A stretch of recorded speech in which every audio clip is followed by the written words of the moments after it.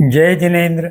Jain soul इस मेरे channel पे आप हमारे वीडियो देखने के पश्चात लाइक करें, सब्सक्राइब करें और नोटिफिकेशन बेल आइकॉन दबाएं, जिससे आपको हमारे वीडियो की सूचना सबसे पहले प्राप्त होगी। और आप हमें हमारे वीडियो के नीचे दिए गए पेज पर भी फॉलो कर सकते हैं। जय जिनेन्द्र। कल हमने चतुर्थ श्लोक का सामान्य या गद्यार्थ समझा। आज हम उसके भावों का अर्थ समझने का प्रयास करेंगे। उसमें आचार्य मानतुंग क्या वास्तव में कहना चाहते हैं, उस बात को, उस भाव को समझने का प्रयास करेंगे। तीर्थंकर भगवंतों के लिए गुण समुद्र इस शब्द का प्रयोग किया गया है और आगमों में 12 गुण बताए गए हैं। ये 12 गुण यहाँ पर बताए गए हैं अनाश्रव, अर्थात जिनमें अब किसी भी प्रकार से कर्म के पुद्गलों का आश्रव यानी प्रवाह नहीं हो रहा है। वे अपनी साधना द्वारा पूर्णतः कर्मों से मुक्त हुए, अतः वे सिद्धशिला में पहुँचे हैं।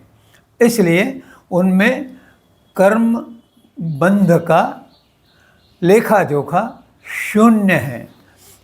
और दूसरा गुण दिया है अमम, अर्थात जिनके मन में कोई ममता, ममत्व अपने शरीर के प्रति या विश्व के प्रति जो इस प्रकार की उदासीन वृत्ति है, वह अमम गुण है।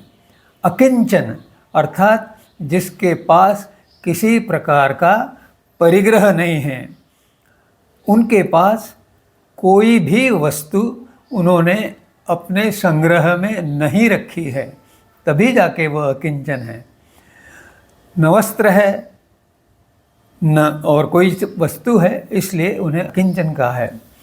छिन्न शोक, उनके मन में किसी प्रकार का शोक या क्षोभ नहीं है। उनके शोक का छिन्न भिन्न स्वरूप हो चुका है।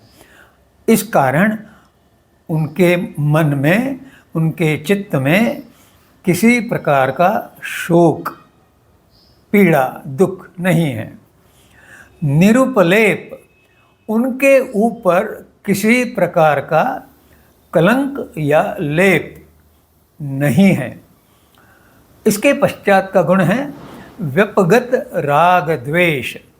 जिनके मन में, जिनके चित्त में, अर्थात यह शब्द यहाँ उपयुक्त नहीं है, वो तो मुक्त आत्मा है, इसलिए उनकी आत्मा के साथ कोई राग द्वेष जुड़ा हुआ नहीं है। व्यपगत अर्थात जो त्याग दिया गया है या छूट गया है। तो जिनके चिंतन में अब राग द्वेष नहीं है, वे वीतराग बन गए हैं। और जब राग नहीं रहता तो द्वेष भी नहीं रहता, क्योंकि राग और द्वेष एक ही सिक्के के दो बाजू है। इसके पश्चात का गुण है निर्ग्रंथ प्ररूपक। प्ररूपक अर्थात जो प्ररूपणा करता है, निरूपण करता है, समझाता है, विश्लेषण करता है। और काय का विश्लेषण करता है? निर्ग्रंथ दर्शन का। अब निर्ग्रंथ अर्थात क्या? निर्ग्रंथ ये दो शब्दों का संयोग बना है। निह यह उपसर्ग है और ग्रंथ यह दूसरा शब्द है, और दोनों का संयोग होते हुए विसर्ग का लोप होकर उसको आधा र, हलंत र का रूप आया है। इस कारण ग्र के ऊपर वो रफार या रेफार लगा हुआ है, निर्ग्रंथ। अब इसका अर्थ क्या है? निर यानी जो नहीं है, और ग्रंथ यानी गांठ, जिसमें कोई गांठ नहीं है। और गांठ काय की होती है? कर्म बंधनों की। या निर्गंत का अर्थ ये हुआ कि कर्म बंधनों की गांठ का जो समाप्त करने का मार्ग बताता है वह जैन दर्शन। ऐसे उत्कृष्ट जैन दर्शन का तीर्थंकर भगवंत प्ररूपण करते हैं, इसलिए उनको निर्ग्रंथ प्ररूपक कहा गया है। शास्त्र के नायक बताया गया उनको। शास्त्र नायक दो अलग अलग शब्द, इनका संधि, यह तत्पुरुष बना शास्त्र के नायक। अब शास्त्र यानी जो जानकारी, जो ज्ञान, जो सम्यक ज्ञान दर्शन में समाविष्ट किया गया है वह शास्त्र है। और ऐसे शास्त्रों में जो उत्कृष्ट है, सबसे ऊपर है, वह नायक बने। और नायक सभी का मार्गदर्शन करता है, उनको सूचनाएं देता है। इस प्रकार तीर्थंकर भगवंत वे शास्त्रों में नायक है। जिस प्रकार के शास्त्र जैन दर्शन के लिखे गए हैं और जिस प्रकार से वे विज्ञान के ऊपर आधारित है, उस प्रकार और किसी दर्शन में उसका विस्तार और अर्थ नहीं पाया जाता। उसके पश्चात अनंत ज्ञानी, अनंतदर्शी, अनंत चरित्री और अनंत बली, ये चार गुण बताए गए हैं। मैंने अभी थोड़ी देर पहले बताया था कि निर्ग्रंथ यानी जो शून्य हो गया, शून्य, एक वस्तु शून्य हो गई तो दूसरी वस्तु अनंत हो जाती है। जब ज्ञान बहुत कम था, कर्मबंध बहुत अधिक थे, तो ज्ञान की मात्रा बहुत कम थी। और जब कर्मबंध घटते गए और मुक्तावस्था में वो शून्य हो गए, तो अपने आप ज्ञान, दर्शन, चरित्र और बल, ये सभी गुण अनंत हो गए। इस प्रकार 12 गुणों का संक्षेप में वर्णन किया गया है, लेकिन इन 12 गुणों में सभी प्रकार के अनंत गुणों का समावेश हो जाता है।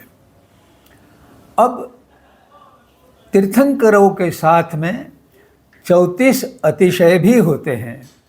अतिशय अर्थात क्या?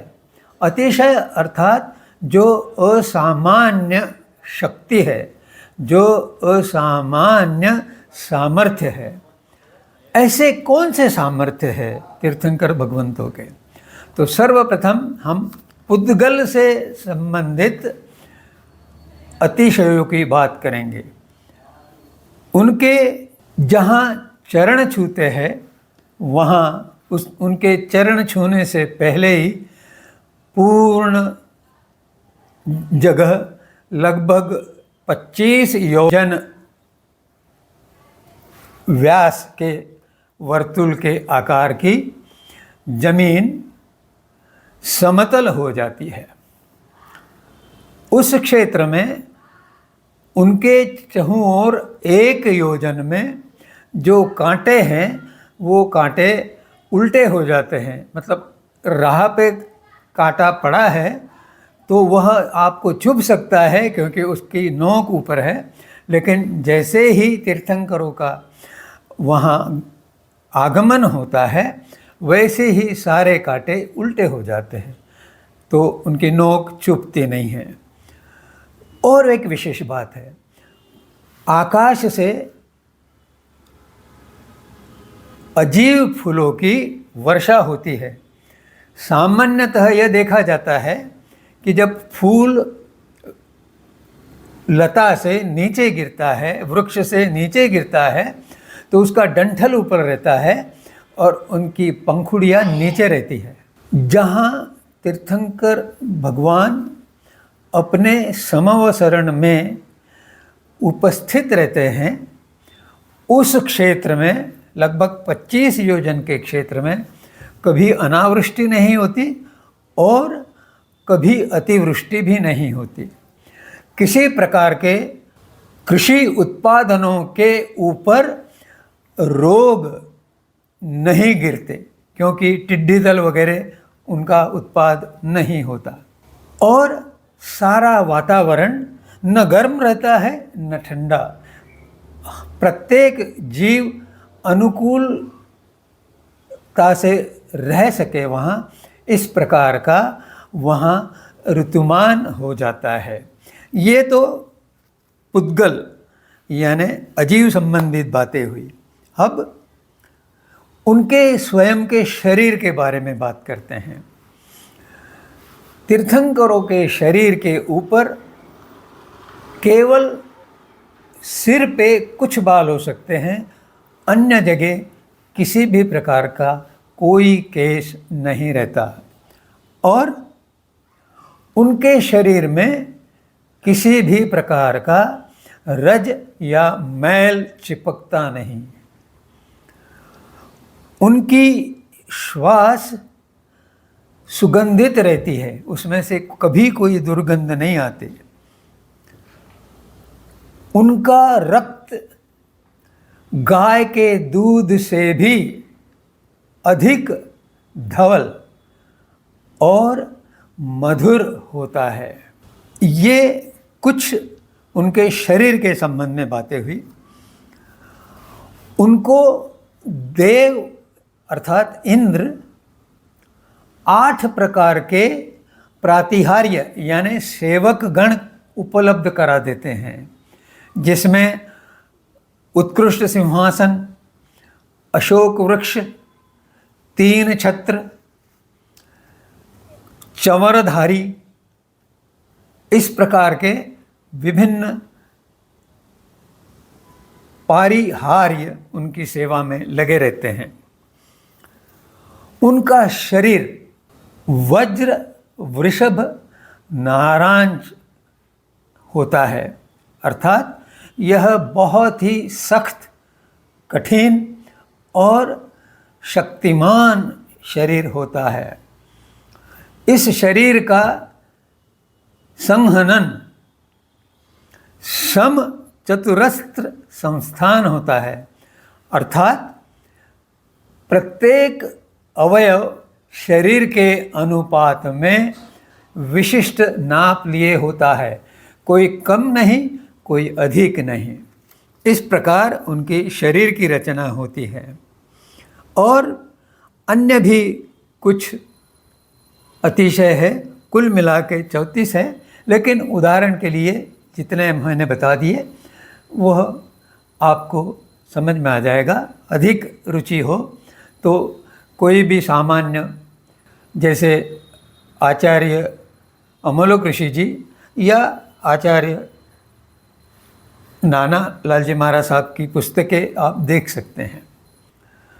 यहीं पर रुकते हुए जय दिनेंद्र।